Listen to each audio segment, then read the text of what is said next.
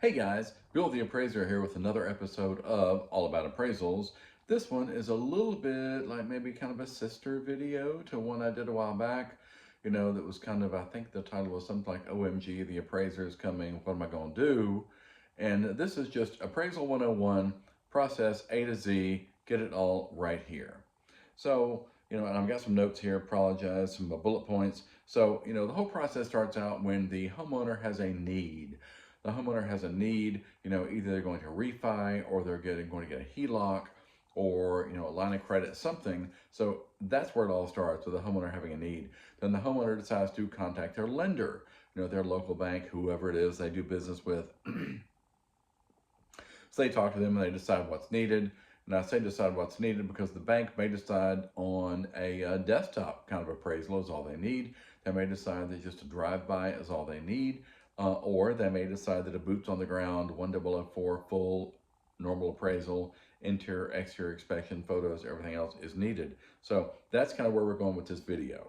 So just so you know, because what happens is lenders, either they handle their appraisals in-house, as we call it, or they outsource that to a third party. Part of the reason for this is because of what happened back in 08, 09. They suddenly decided, well, maybe the lender itself shouldn't be, the lender being the loan officer, should not be talking to the appraiser. So the loan officer at the entity, passes an email, sends an email along to whoever in their company is in charge of appraisals, and that could be an in-house situation. We can talk about that, or they could export that, could send that to the outside to an appraisal management company, aka an AMC. So homeowner talks to their lender passes it on to the appropriate party, and then it goes from there. If it's in-house, then chances are, they have a roster of approved appraisers, and then they go and they look and see who was the next one up, because it's supposed to be random. It's supposed to be, chance. It's supposed to be, no one is supposed to be able to pick the appraiser in either situation, whether the lender is handling it or whether an AMC is handling it. So the lender may have picked the appraisers that are part of their AMC roster, excuse me, but that they don't get to pick any appraiser on a particular assignment. If it goes to an AMC, what an AMC does is they typically bid it out. And so they'll send it out to multiple appraisers, and then the appraisers will bid, based on fee and delivery date. And generally, although the AMCs might deny this, it appears to me it's generally awarded based on lowest fee and quickest turn time.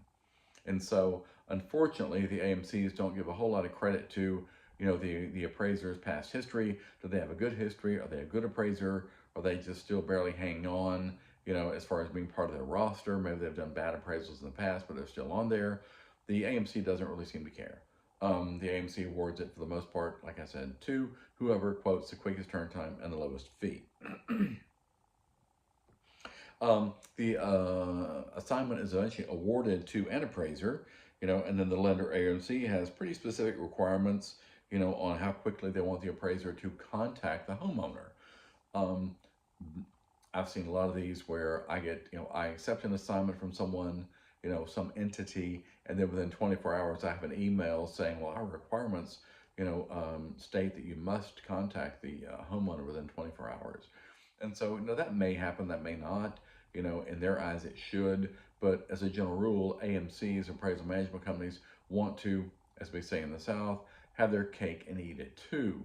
And so they're willing to accept a particular due date, but then on the flip side of that, they're also saying, well, once you've inspected it, we expect to see the appraisal within 48 hours. And truth be told, I basically disregard that because I quoted a particular due date. Now that, and then I inspect it based on when it's convenient for me and or the homeowner. Sometimes something is vacant, and so I might go on a Saturday, who knows? Or I might go at 7 o'clock in the morning one day because it happens to be convenient for me and I know that it's vacant. So at least that way, I've got the inspection done. I can work on a report at 3 o'clock in the morning if I need to. But AMCs are kind of funny to work with sometimes. So the assignment is awarded to the appraiser. The appraiser reaches out, as they say, to the homeowner to try to schedule the inspection. Normally the appraiser will either go by text, they may pick up the phone, make a phone call, could be email, but probably not. That's kind of a last resort. Personally, I do most things by text because that way I have a record, homeowner has a record. If they're not sure, did we say Tuesday at 3 or Wednesday at 3 kind of thing, they can go back and look. And two, by the same token, everyone has a record of that. If I show up at Tuesday at 3 o'clock and they say, oh no, we said Wednesday, all I have to do is flip back to my text and say, no, it says right here we said Wednesday. And so that's why it's a good reason to have the record there to go along with that. So appraiser contacts homeowner, they agree on a day and time, and the appraiser shows up. So the appraiser goes to the property. Now, what happens then, basically, I would expect is pretty much the same for most inspections. The appraiser goes to the property. Personally, I do kind of a quick walk around, get pictures of all four sides of the property, get a sketch going if I don't already have that. Now, the whole sketch process is a little bit different now because some appraisers use an application, a software, an app, that does the sketch for them. They go in, they use their cell phone, and they scan the entire property, and then the software creates a sketch, which is good. Because basically what the appraiser is doing is, one, they've created the sketch because they need to measure and get the square footage, both upstairs, downstairs, basement, whatever needs to be included. And they also need photos of all those areas because all those areas need to go into the report.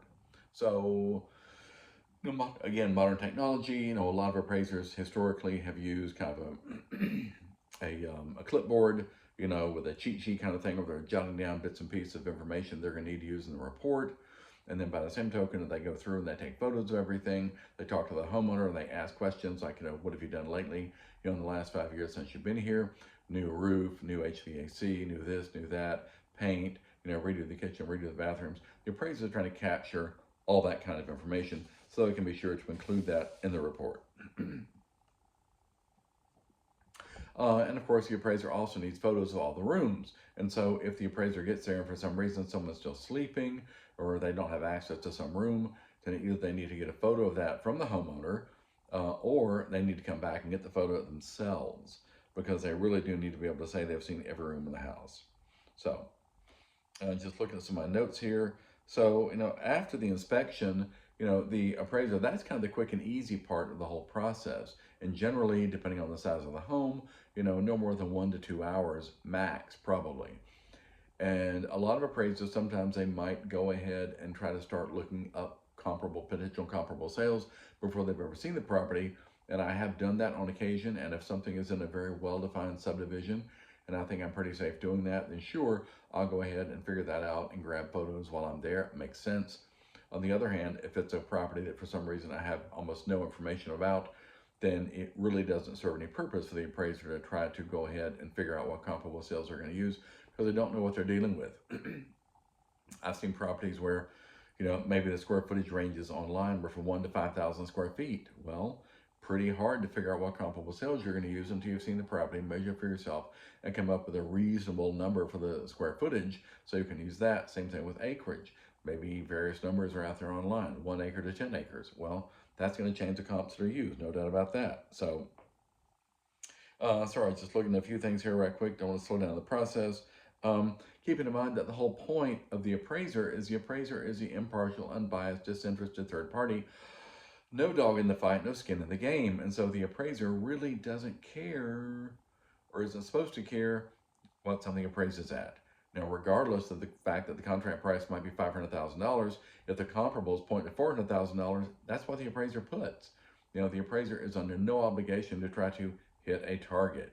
And the appraisers are encouraged not to do that, mostly because Fannie Mae, Freddie Mac, excuse me, they hold all the cards.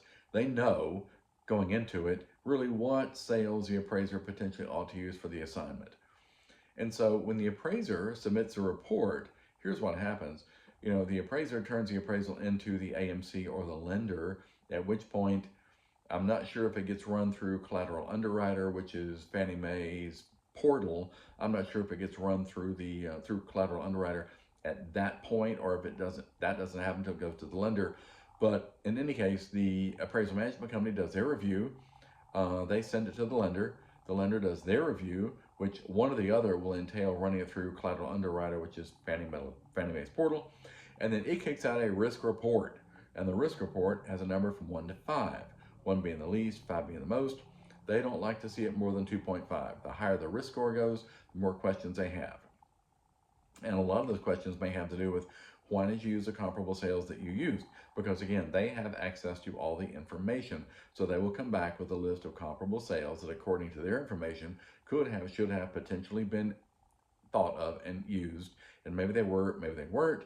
But basically the appraiser can often get back what we call revision request, stipulations from the lender saying, hey, now they don't specifically say that it's from collateral underwriter, but it pretty much always is because that's where they get their information. Why wasn't this comparable sale used? Why wasn't that comparable sale used? And if it was, why was it not used? Was it considered, not used, that kind of thing. So the appraiser has to address that kind of thing.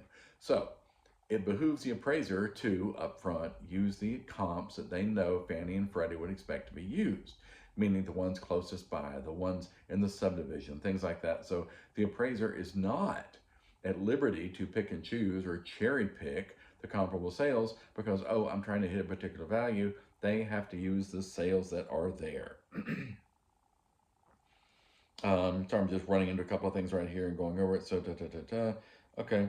So after an appraisal is submitted, a lender may come back with what we call revision requests. And again, like I just said, those revision requests may be based on some information provided by a collateral underwriter, Fannie Mae, Freddie Mac.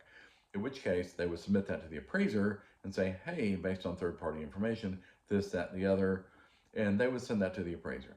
And then the appraiser is kind of expected to take that information into consideration, potentially add a comparable sale or two to the report, potentially, adjust the value, could be up, could be down. Just for the record, any sort of official reconsideration of value, those almost always go unchanged.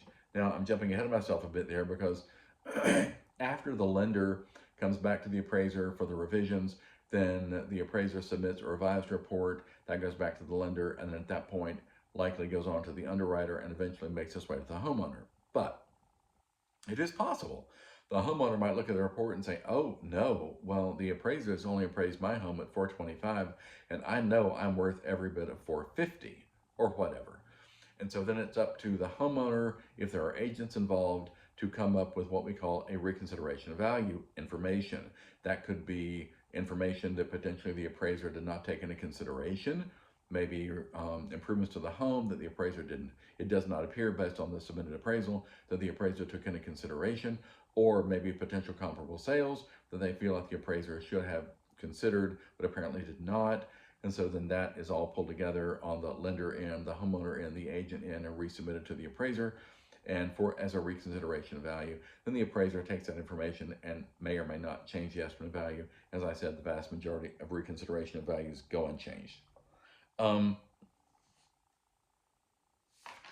So just kind of looking at a couple of the last notes here. And so that's really about it.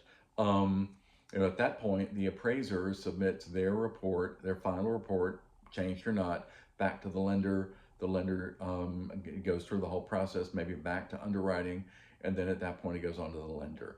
It goes on to the homeowner.